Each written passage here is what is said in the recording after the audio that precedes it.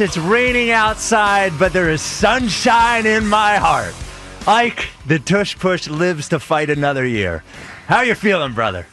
Well, Brother Spike, I feel pretty good for folks like yourself, everyone else in the Delaware Valley that's been whining about getting your butt pushed in a little bit for a first down or a touchdown. Your butt cheeks. Yeah. I feel happy for all you guys that the Tush Push, surprisingly, boy, I tell you, some of these reporters, they missed. you gotta check your sources. Yep, they missed. You've been pushing a narrative for the last 24 hours that this thing was going away.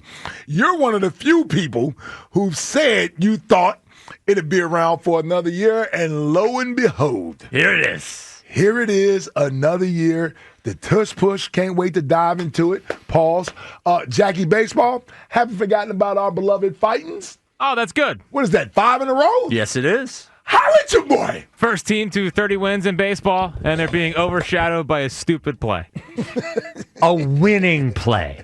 I'd hope so. A winning play. I would hope they would be able to win with that kind of force against it. Look, it's an enormous show today as we celebrate the Tush Push, but there are a few other things. Larry Anderson joins us at 3 to talk about the Smoking Hot Phils. L.A.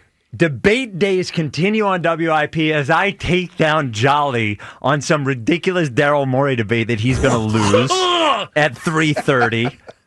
The new Eagles Inside of the Year Power Rankings are out at 4:30, and Ike debates to camera at 5:15. You think he'll show up? Oh, I think he'll show up. All right. Yeah. I mean, He won't be a healthy scratch, or will he be injured? Or no. Well, he'll have some excuse. He'll come in rubbing his eyes about how tired he is. You guys don't understand how small it is. Yeah, we've seen all that.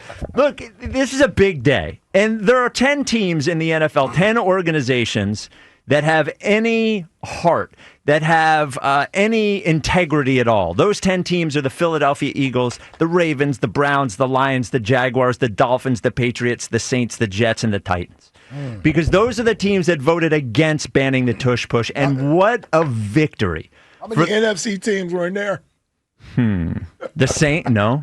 Yeah, the Saints. The Saints, that's it. The Saints. Saints The Lions. The Saints and the Lions. The Lions. From Saints, Lions, and the Eagles are the only ones who voted for this. Today is a victory for the Eagles. It's a victory for us, the fans. It's a victory for the city. I am proud to be a Philadelphia Eagles fan today. I am proud to be a Philadelphian because Roger Goodell and the Green Bay Packers did not have the votes. The Eagles fought 22 teams in the NFL. They fought the Packers. They fought the commissioner of the NFL, Roger Goodell, and they won. And because they won, they get to keep an unstoppable play, and they have a better chance of winning the Super Bowl next year. This is a huge victory. I am proud of the Philadelphia Eagles. I'm proud of them for not taking this lying down because they could have said, you know what, the commissioner wants it out. I have these relationships with other owners. I'm going to take this laying down, but they didn't take it lying down. They could have said we might as well pack it up and pack it in, and they didn't. We're just going to keep going with this. Well, from lying down to packing it in. Yeah. Nick Sirianni fought. Howie Roseman fought. Jeffrey Lurie, the owner of your Philadelphia Eagles, gave an impassioned 30-minute speech. He fought for his team. He's welling up a little bit, I'm sure. I'm sure he was. He fought for his coach, which means a lot. He fought for us. And then they call in a guy who is once again cemented as a true Philadelphian. He had a moment there. Jason Kelce went back and spoke in favor of the Tush Push. This is a huge win for the Eagles. And next year, what I say, Ike, is we do a farewell tour for the Tush Push. We are pushing across the NFL. We do 5 Tush Pushes at least every game. And at the end of and there are T-shirts of Tush Pushes. And at the end of the year, there is a banner that drops down at the top of Lincoln Financial Field. And we have a second statue outside next to the Philly special statue of the Tushes being pushed. We win. Congratulations, Philadelphia. We got this. We are 1-0. The Philadelphia Eagles this year are 1-0. First win of the season. What a win! I got to tell you, it was surprising. Yes. It was surprising. I mean, started off early in the day where I'm receiving texts from anonymous sources celebrating that this thing is over with. Really? Yes. Anonymous sources. Me? I thought it was early. Me and Rossini got me all fired up at 7:30 on our walk. I said anonymous sources, man. I didn't name you. Yeah. Sorry. But it was him. Yeah. Oh, he wanted it gone. He was celebrating early in the day, early in the morning, you know. Hadn't even had my first cup of coffee yet. And Jack's already happy about this thing. Only for an hour and a half later for this thing to come crumbling down. What a win. What a surprise. And by the way, the close win, as we found out during the Super Bowl, sometimes the close wins, the wins that you don't expect, they taste a little bit sweeter. Yeah. And we have a better chance of winning the Super Bowl next year. However slight it is, it's a better chance. And with the Eagles, we could say from now until whenever, look, it doesn't matter. We're still going to convert anyway. Mm-hmm. But the Eagles, by their actions, told you, we think it matters. Yeah, but why? That's what I'm a little surprised at. We think it matters. But why? It's a quarterback sneak. Don't you trust the best GM in football? Don't you trust? He's not a football guy. Don't you trust Nick Sirianni? Don't you trust Nick Sirianni? Listen, I understand they wanted it. I don't know why. Like, why do they need this so bad that they're almost in tears with the league? They had to fly in Jason Kelce for it. Like, they flew in Kelce for this? They flew in the Minneapolis. Because they fight for what's right, and this is the right thing. That was the biggest accomplishment of Jason Kelce's career in Minneapolis, was winning the Tush Push vote today. Oh, I didn't even think about that. What is Super Bowl there? What's the big deal? Like, sure, it's around, okay, but they were going to be fine without it. I'm with Fritz on this. Hold on, Spike. Yeah, you got a lot of bloviating. Yeah, you're part of the celebration that's going on. Yes, right now, that I guess I'm kind of baffled by. Let me just say this. Yeah, I don't believe the Eagles necessarily need the tush push to be a successful team, to be a good football team, to be a championship caliber team. I want to put that out there first and foremost, is that I don't believe they need to. Now, they've taken advantage of this being permitted, and they are the best at it. So I can understand why they would be opposed to getting rid of something that they are very good at doing, and quite frankly, better than anyone else is good at doing. I'm not going to act like I'm ignorant to why they would want to keep it. Sure. I'm okay with that. What I'm not okay with is, first of all, the celebration that's going on around It's this. incredible. I'm actually surprised by this. And I'm more surprised by the Eagles with this. And I don't know, who's ever running a social media account. The 26 minutes of Tush Push. Yeah, you're doing a great job down there usually. This is a little over the top for me. Oh, it feels so good to be Goodell. The celebration of the Tush Push stain seems a little bit over the top.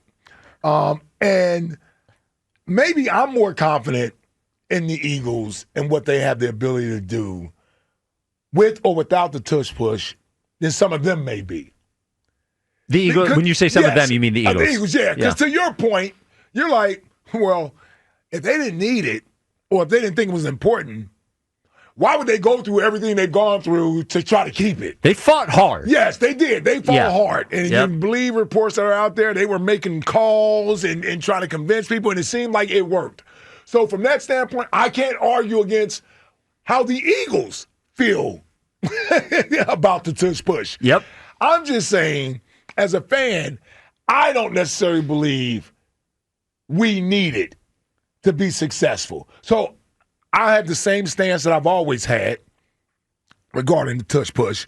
Whether we have it or we don't have it, we're a good football team because some of the principles that we have and the philosophies that we believe in are still there with or without the Tush Push. The importance of offensive line play, right? Like those things, running the football. Like we're one of those organizations. It took a while for people, for the fans yelling, run the ball, run the ball. The Eagles have bought into that. And I would say from the time they won their first Super Bowl, as they were a top 5 rushing team in the league that year when they won the Super Bowl. Those principles and philosophies still remain intact. So I believe we would be good moving forward, even if we didn't have the Tush Push. I'm just more surprised that people like yourself who are celebrating the way you are, it doesn't say that I'm confident in the team with or without it. It says I'm relieved that we still have it because we need it. And that's what I kind of push back against. I push back against that a little bit. So 215-592-9494. This is sort of a celebration that we won. We beat Roger Goodell. But also, do you think it is a big deal that they kept the tush push? Here is where I would agree and I would disagree with you. Okay. I agree with you that them being a good football team is not dependent on the tush push. Okay. But what I also believe is that the difference between winning and losing in the NFL sometimes is one small thing. And you try to Some build. say inches. Some say inches. Inches, yes. And you try to build up as many small advantages as you can because it's very tough to have very big advantages, right? Even if you're more talented than the other team's still pretty talented. Yep. So as many small advantages. And the tush push is not cheating, but I compare it to Bill Belichick and the deflate gate and all of the little things that the Patriots did over the years that were maybe cheating, maybe not, in that you could say, hey, you have Tom Brady, you have Bill Belichick. You don't need to do all those things. But what Belichick knew was, if I add up all these tiny little things, they're going to equal a big thing. So on its own, I don't think the tush push is a huge deal, but it is a deal. And the difference between having home field in the playoffs and not having home field might be beating the Browns by 4 points or beating the Jaguars by 6 points or a game that maybe you don't get if the tush push doesn't convert. Right. So I just want every advantage I can have. That's the way I look at it. So we do have a next question today because the winner will get your choice of a pair of tickets to see Thomas Rhett at the Freedom Mortgage Pavilion, Creed at the Freedom Mortgage Pavilion, or The Offspring at the Freedom Mortgage Pavilion. And as we celebrate Live Nation's $30 Ticket to Summer special offer, you can go to livenation.com/ticket to summer for more details. So here is our next question today, Ike. It's Josh Allen's birthday. Happy birthday, NFL MVP Josh Allen. Who? Josh Allen. So Our quarterback. Are we really celebrating Josh Allen's well, birthday? no, we're just, it just happens to be a thing that happened on this Yeah. day. On the day the tush push gets passed? Look, Yeah. he was also. I wonder if they're going to keep tush pushing. By the way, they think it's They dangerous. probably will, yes. Yeah. Even though they voted against, they voted Yeah, to ban it. to but- ban it. Yeah. So the question today, based on Josh Allen's birthday, is who's elite? Who is elite? It can be an athlete, a performer. It could be somebody in your life. Jack, you want to start us off? Who's elite? Yeah, so I forgot about this, so I'm going to give a horrible answer. Uh-oh. Well, it's actually a good answer, but it's not like an interesting answer. But how about Scotty Scheffler? Oh, you stole my answer, you bastard! Yes! You stole my answer! We don't talk You about bastard. Oh, wow! We don't talk about Scotty Scheffler as an all-time wow. great. He is putting together an all-time great resume. Someone compared him to Tim Duncan over the weekend. Oh, that's an insult. Hold on, man. Tim Well, he's Duncan's boring, right? he's Scheffler's boring. boring. Oh, Like, in that yeah. sense, okay. Yeah. but he's still a great player. Yeah. He's, Scotty Scheffler, elite. Let's just Okay. say Scotty Scheffler is a better golfer than. Listen, Tim Duncan was a great basketball player. Yeah, you're not a Duncan guy. But, only because he wasn't dominant like Right.